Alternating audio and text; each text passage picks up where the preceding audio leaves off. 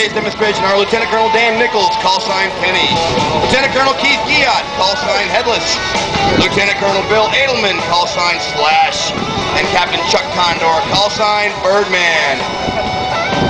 The highly experienced loadmasters on the crew are Master Sergeant Tracy Gray, call sign Goose. I bet you didn't know that, Mark. And Tech Sergeant Mike Carrier, call sign Shorty. Logan. Now the C-17's first pass today will be a high-speed pass. After the teardrop maneuver here, watch as they accelerate to 250 knots, demonstrating the rapid strategic capability of the aircraft. Now, very quiet.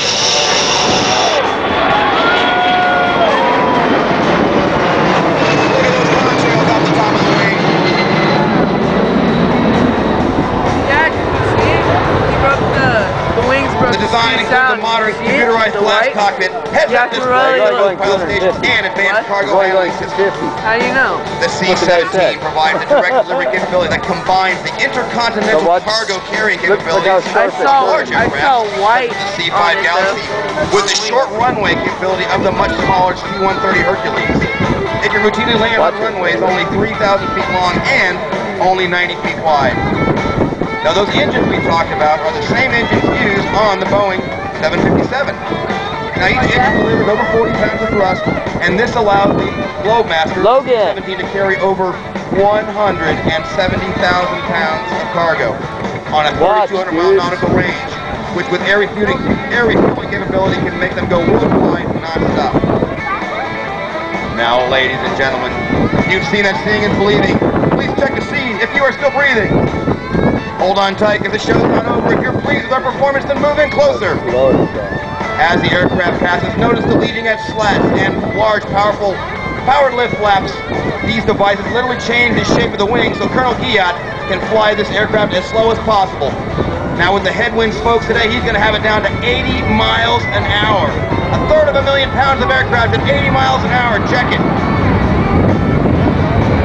And did I mention he can land on nothing but a dirt runway? How does this plane do it all?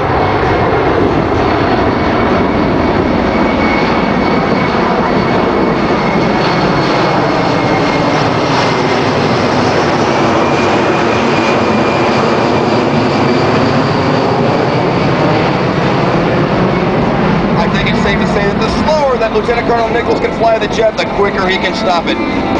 Now the C-17 will maneuver to show its ability to fly at slow speeds and demonstrate its advanced aerodynamics in action.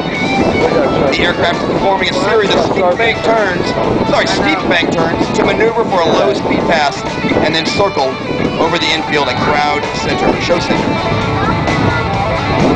Look at that. Look at that sharp thing. Yeah, I know. Look at that planform view over the hills.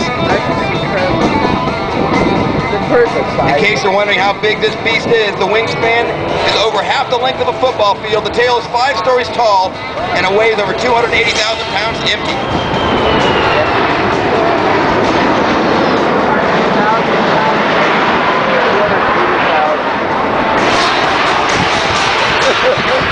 To give you an idea of the aircraft size, those winglets on the wingtips are over 9 feet tall, which is almost as big as the egos of the pilots that fly the C-17. Just ask Tracy and Mike, the loadmasters. Now, if you were to take your C-17 to the local gas station and fill it up, it would take 4 days to fill it up. Once again, check out the gear pods to see the gear in action as it retracts.